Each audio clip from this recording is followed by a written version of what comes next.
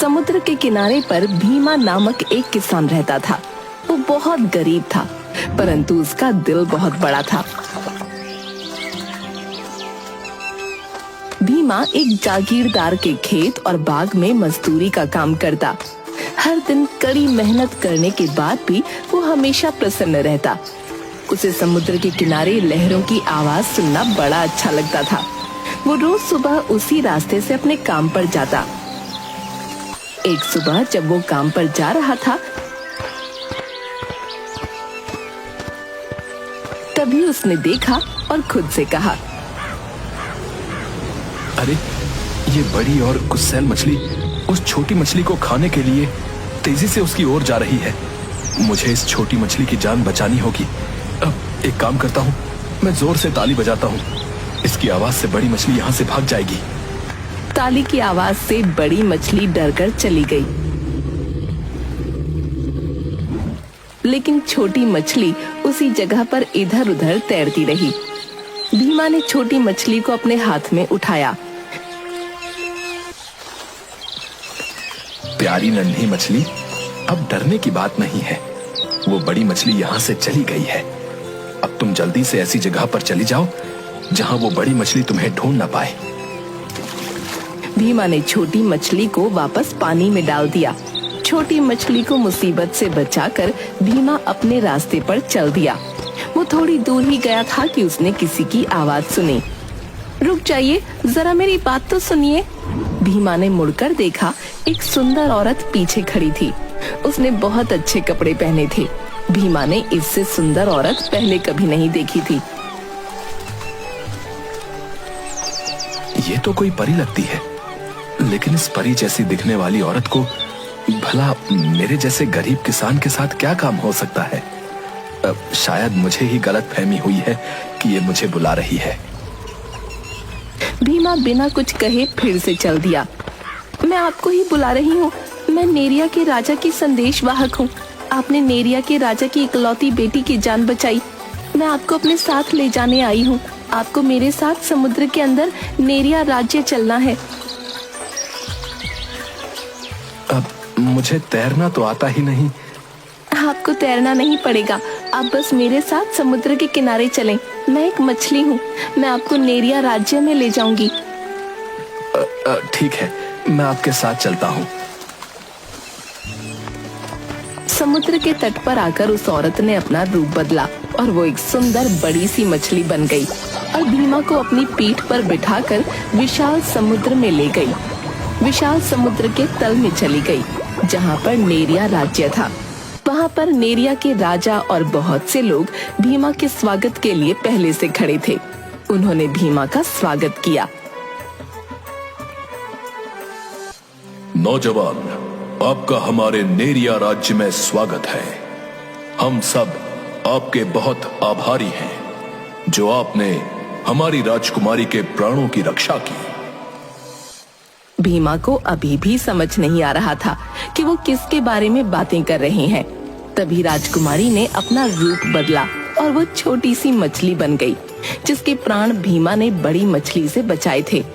वो फिर अपने रूप में आकर बोली, आपका बहुत बहुत धन्यवाद। अगर आज आप ना होते तो मैं यहाँ जीवित खड़ी नहीं होती। मैंने तो सिर्फ मदद की, इसमें कोई हैरानी की बात नहीं है। हमने आपके स्वागत और सम्मान में एक छोटा सा जश्न रखा है। सब अंदर जाते हैं। वहाँ पर जल परियों ने अपना नृत्य प्रस्तुत किया और भीमा के सम्मान में बढ़िया भोजन भी बना था। जश्न खत्म होने के बाद, महाराज, अब मुझे आज्ञा दीजिए, मुझे जाना होगा। युवक, आपने हमारी इकलौती पुत्री और हमारी राजकुमारी के प्राणों की रक्षा की है, इसलिए हम आपको कोई उपहार भी देना चाहते हैं। महाराज, मैं किसी की मदद इसलिए नहीं करता कि मुझे बदले में उनसे कुछ चाहिए। मुझे लोगों की मदद करना अच्छा लगता है और उससे मुझे जो खुशी मिलती है वही मेरा पुरस्कार होता है। नहीं, आपको कोई पुरस्कार तो लेना ही होगा। आप बताइए, आपको क्या चाहिए? मुझे आपकी बेटी की सहायता करने का सौभाग्य मिला, मेरे लिए यही बहुत है। मेरी कोई और कामना नहीं है। मैं सच कह रहा हूं महाराज, मुझे कुछ भी नहीं चाहिए। हम आपको ऐसे खाली हाथ नहीं जाने दे सकते। ठीक है, तो आप मुझे वो छोटा सा शंख दे दीजिए। महल में सन्नाटा सा छा गया। सब उसे देखने लगे।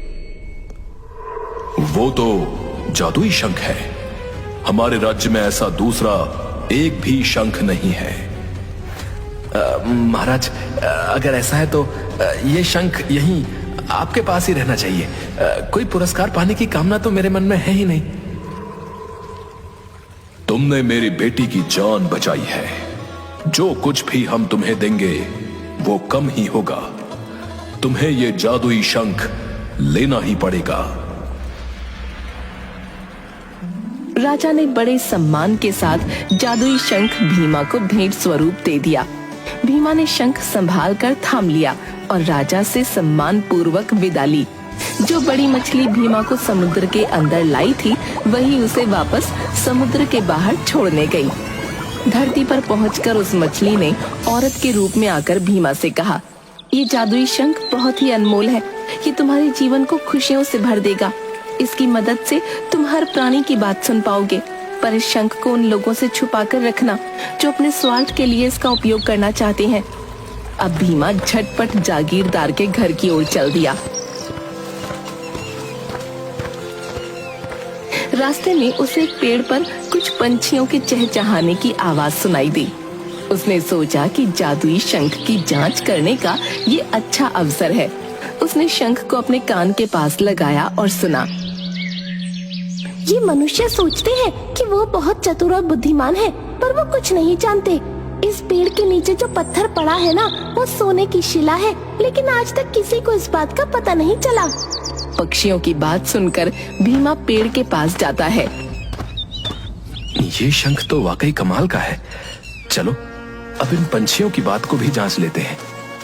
यहाँ तो सच में एक पत्थर है, पर यह तो पूरी तरह मिट्टी और काई से ढका हुआ है। पहले इसे साफ करता हूँ और देखता हूँ।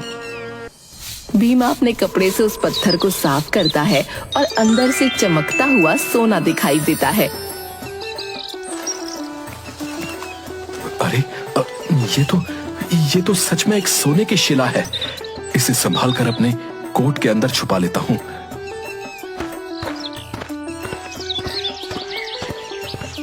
वो जागीरदार के घर पहुंचता है। घर के दरवाजे पर उसे एक संदेश दिखाई दिया। नोटिस पर लिखा था, जो कोई भी मेरी बेटी को ठीक कर देगा उसे मुंह मांगा इनाम मिलेगा। बाग में काम करते समय उसने कई बार उस लड़की को देखा था। वो सदा मुस्कुराती रहती थी। अक्सर बाग में लाल चिनार के पेड़ के नीचे पक्षियों को दाने खिलाया करती थी। मनी मन भीमा उसे इंद्रधनुष राजकुमारी बुलाया करता था। वही इंद्रधनुष राजकुमारी बीमार थी। जीवन में पहली बार भीमा उदास हो गया। मैं अपनी इंद्रधनुष राजकुमारी को बीमार हालत में नहीं देख सकता। मुझे उसे ठीक करना ही होगा, चाहे जो भी हो जाए। हाँ, मैं उसे जरूर ठीक करूंगा। वो हवेली के अंदर जागीरदार के सामने जाता है। क्या बात है भीमा, तुम यहाँ क्या कर रहे हो? मैं आपकी बेटी की सहायता करना चाहता हूँ।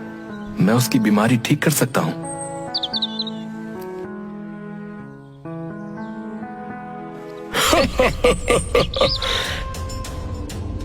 जागीरदार के पास बैठे लोग प्रसिद्ध वैद्य थे, जिन पर जागीरदार को बहुत विश्वास था।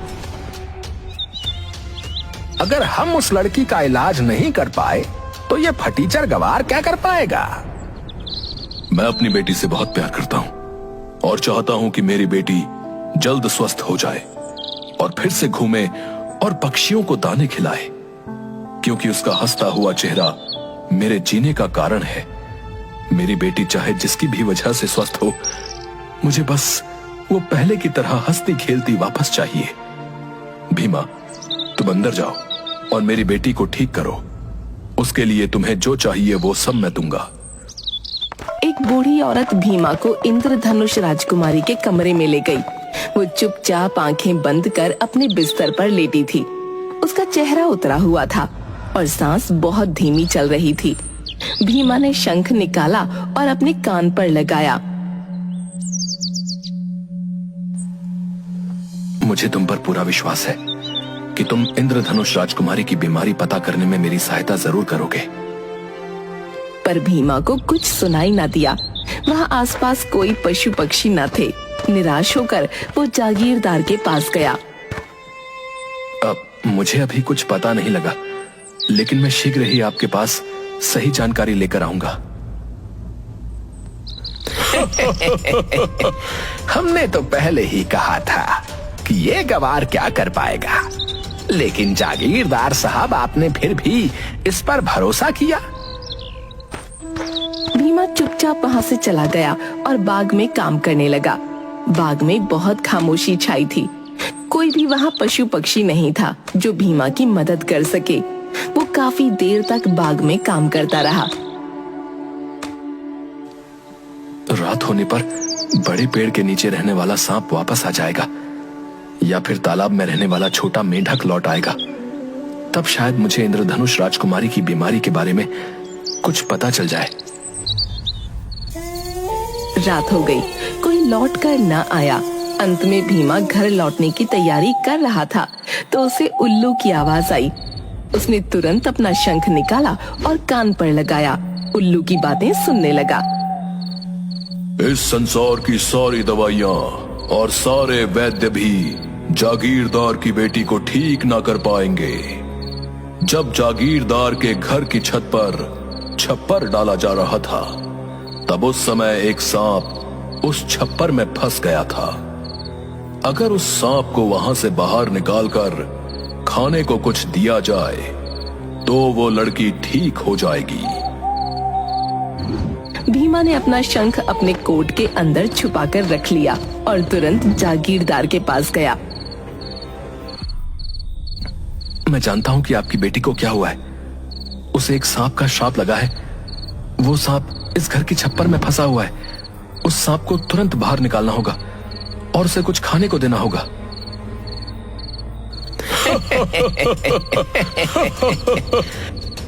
अभी जाकर छप्पर लगाने वाले को बुलाओ। उन्हें कहो कि इस घर का सारा छप्पर उखाड़ फेंक दें। छप्पर लगाने वाले आते हैं।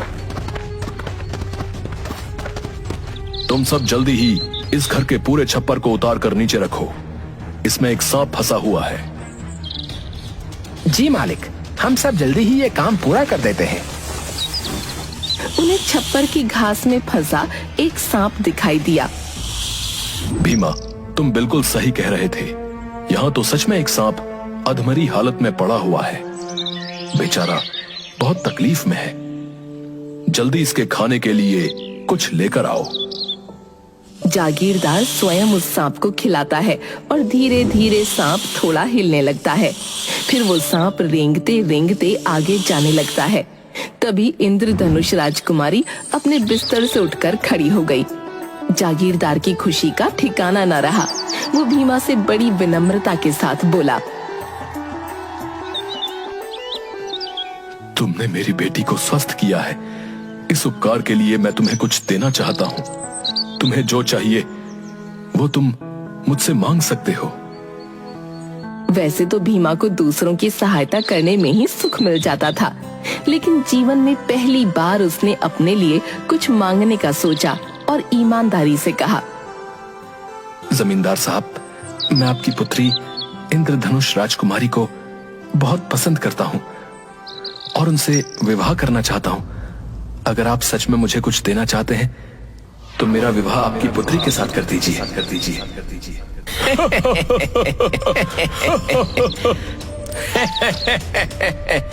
आप इस गरीब किसान के साथ अपनी बेटी का विवाह कैसे कर सकते हैं? कभी नहीं कर सकते। जागीरदार ईमानदार आदमी था और अपनी बात का धनी भी। उसने भीमा की इच्छा पूरी करने का वचन दिया था। वो बहुत समझदार था।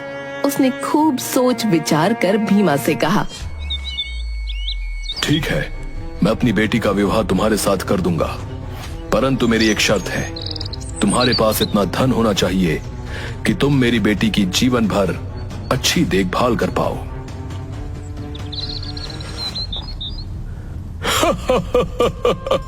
इस फटीचर गवार के पास इतना धन कहां होगा कि ये आपकी बेटी से विवाह कर पाएगा? भीमा ने कोट से सोने की शिला निकालकर जागीरदार को दिखाई और कहा, मुझे लगता है कि इतना धन आपकी बेटी और हमारे बच्चों के जीवन भर की देखभाल के लिए पर्याप्त होगा। अब सबका हंसता हुआ चेहरा बिल्कुल उतर गया था। सब आंखें फाड़ फाड़ कर उस सोने की शिला को देख रहे थे। जागीरदार ने मुस्कुराकर कहा, हाँ, इतना तो बहुत ही पर्याप्त होगा। भीमा और इंद्रधनुष राजकुमारी का विवाह तय हो जाता है। सब बड़े खुश होते हैं। विवाह की तैयारी शुरू हो जाती है। अचानक विवाह के एक दिन पहले राजकुमारी गायब हो जाती है। ये खबर भीमा तक भी पहुंची।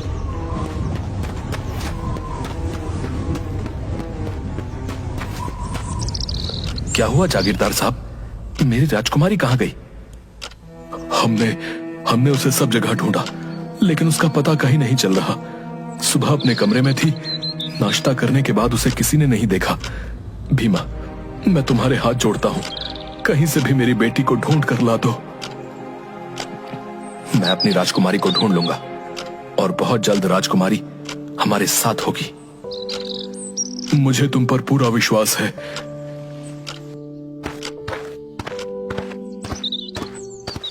भीमा जादुई शंख अपने कान पर लगाकर सुनने की कोशिश करता है, लेकिन उसे कुछ भी सुनाई नहीं दे रहा था। 2 दिन हो गए, राजकुमारी का कुछ पता नहीं चला। न जाने क्यों ये जादुई शंख कुछ नहीं बता रहा है। यहाँ कुछ भी पता नहीं चल रहा है। शायद मुझे कहीं और जाना होगा। जादुई शंख, तुम्हें मेरी मदद करनी होगी। भीमा जादुई शंख को लेकर कई जगह जाता है और पता लगाने की कोशिश करता है कि राजकुमारी कहाँ है। निराश होकर भीमा उस तट पर जाता है जहाँ से वो नेरिया राज्य में गया था, और वहाँ उसे मछलियों के बात करने की आवाज आती है। क्या बात है, तुम इतनी उदास क्यों हो? कल मैं तट पर थी, तभी मैंने कुछ लोगों को एक लड़की को जबरदस्ती जहाज में बिठाकर तट के दूसरी तरफ ले जाते देखा। वो लड़की कौन थी? क्या तुम उसे जानती हो? नहीं, मैं तो उसे नहीं जानती, लेकिन वो बहुत रो रही थी और भीमा भीमा चिल्ला रही थी। काश मैं ये बात किसी ऐसे इंसान को बता सकती जो उस लड़की की मदद कर सकता। अरे, ये मछलियाँ मेरी इंद्रधनुष राजकुमारी के बारे में ही बात कर रही हैं। सुनो मछलियों, मेरी बात सुनो। परंतु वे मछलियाँ भीमा की बात नहीं समझ पाती। मुझे जल्दी समुद्र के उस तट पर जाना होगा, लेकिन मैं समुद्र के कौन से तट पर जाऊं? मुझे कैसे पता चलेगा कि वो बदमाश मेरी राजकुमारी को कहां ले गए हैं? मुझे कुछ समझ में नहीं आ रहा है, मैं क्या करूं? तभी उसे नेरिया के राजा की याद आती है। समुद्र देवता, मैं आपके हाथ जोड़ता हूं, मुझे कैसे भी करके एक बार नेरिया के राजा तक पहुंचा दीजिए। मैं आपसे वादा करता हूं कि जीवन में दोबारा कभी आपके पास कुछ मांगने नहीं आऊंगा। वो बहुत रोता है। तभी नेरिया की राजकुमारी उसके सामने आती है। क्या बात है भीमा, तुम बहुत परेशान हो? आप आ गई राजकुमारी जी। क्या बात है भीमा? भीमा नेरिया की राजकुमारी को सारी बातें बताता है। राजकुमारी जी, मैंने जीवन में पहली बार अपने लिए कुछ सोचा और इस जादुई शंख की मदद से मुझे मेरे सपनों की राजकुमारी मिली। मेरा उससे विवाह होने वाला था और अचानक वो गायब हो गई है। क्या मैंने अपने बारे में सोचा, इसलिए ऐसा हुआ? ऐसा नहीं है भीमा, तुम मेरे साथ पिताजी के पास चलो, वो तुम्हारी मदद जरूर करेंगे। भीमा नेरिया की राजकुमारी के साथ राजा के पास जाता है और नेरिया के राजा को सारी बात बताता है। राजा अपनी जादुई शक्तियों से उस मछली को अपने पास बुलाते हैं और उससे सारी बातें पूछते हैं। भीमा, आपकी राजकुमारी को वो बदमाश समुद्र तट के नील पहाड़ की ओर ले गए हैं। महाराज, आप जल्दी कीजिए और मेरी राजकुमारी को बचाने में मेरी मदद कीजिए। हम आपको उस तट तक तो पहुंचा सकते हैं, परंतु उसके आगे आपको अकेले ही जाना होगा, क्योंकि हम में से कोई भी बिना पानी के ज्यादा देर तक जीवित नहीं रह सकता। ठीक है महाराज, आप बस मुझे उस तट तक पहुंचा दीजिए। पिताजी, लेकिन वो बदमाश भीमा को नुकसान भी पहुंचा सकते हैं। ये अकेला उनका सामना कैसे करेगा? राजकुमारी, ये युद्ध तो भीमा को खुद लड़ना होगा। हाँ, मैं इन्हें अपनी कुछ शक्तियां जरूर दे सकता हूं, बाकी इनकी सूझबूझ और हमारी शक्तियां मिलकर इन्हें सफलता जरूर देंगी।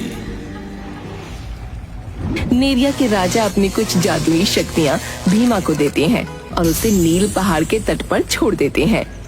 भीमा राजा की दी हुई शक्तियों से इंद्रधनुष राजकुमारी की महक सूंघता हुआ वहां पहुंच जाता है जहां उसे कैद किया गया था। अपनी राजकुमारी को सही सलामत देखकर वो बड़ा खुश होता है। अरे, ये तो वही वैद्य है जो इंद्रधनुष राजकुमारी का इलाज कर रहे थे, लेकिन इन्होंने मेरी राजकुमारी को कैद क्यों किया? वो जादुई शंख को अपने कानों पर लगाता है और उसे 2 मेंढकों की आवाज सुनाई देती है।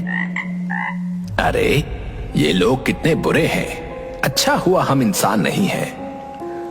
सही कह रहे हो तुम। अपनी अकड़ की वजह से इस बेचारी लड़की को यहां कैद कर रखा है। मुझे बहुत समझदारी से काम लेना होगा। एक काम करता हूँ, दिन ढलने का इंतजार करता हूँ। अब रात होने वाली है, चलो इस गुफा को बंद कर देते हैं और वापस अपने तट पर चलकर खाना ले आते हैं। ठीक है। वो लोग इंद्रधनुष राजकुमारी को गुफा के अंदर छोड़कर बाहर से एक पत्थर लगा देते हैं और वहां से समुद्र की ओर जाने लगते हैं। उनके जाते ही भीमा वहां जाकर पत्थर को सरकाने की बहुत कोशिश करता है, लेकिन वो अकेला उस पत्थर को नहीं हटा पाता। तभी उसे नेरिया के राजा की दी हुई एक और शक्ति के बारे में याद आता है और वो उस शक्ति का प्रयोग करके पत्थर को हटाता है।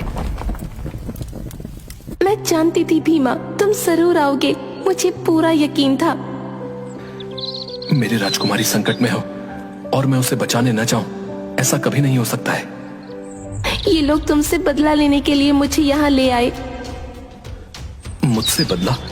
इनकी मुझसे क्या दुश्मनी है राजकुमारी?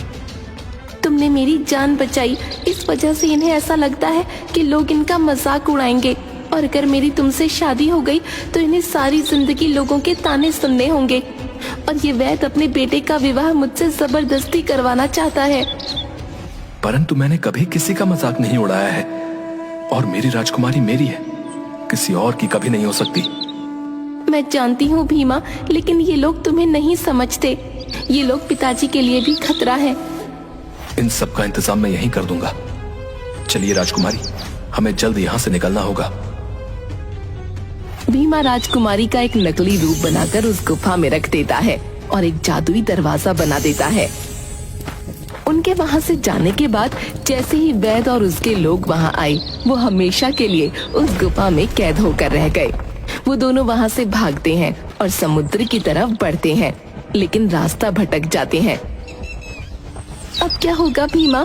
अब हम समुद्र के पार कैसे पहुँचेंगे? आप बिल्कुल फिक्र मत कीजिए, मैं आपके साथ हूँ।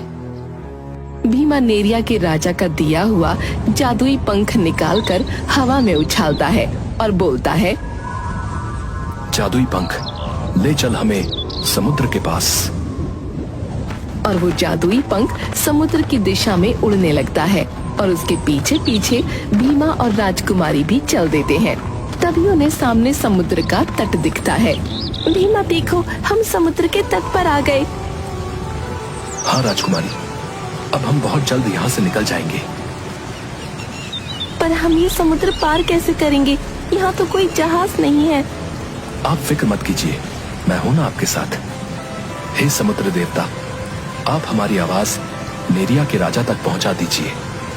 हम दोनों यहाँ सुरक्षित हैं, बस हमें ये समुद्र पार करना है। तभी वहाँ नेरिया की राजकुमारी आती है। भीमा, तुम्हें और तुम्हारी इंद्रधनुषी राजकुमारी को सकुशल देखकर बहुत प्रसन्नता हुई।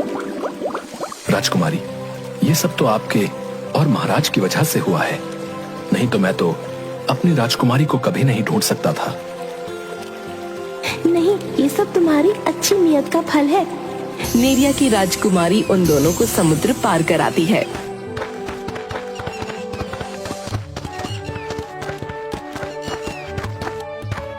भीमा और राजकुमारी सही सलामत घर पहुंच जाते हैं। जागीरदार सबको सकुशल देख बहुत प्रसन्न होता है और सब मिलकर रहने लगते हैं।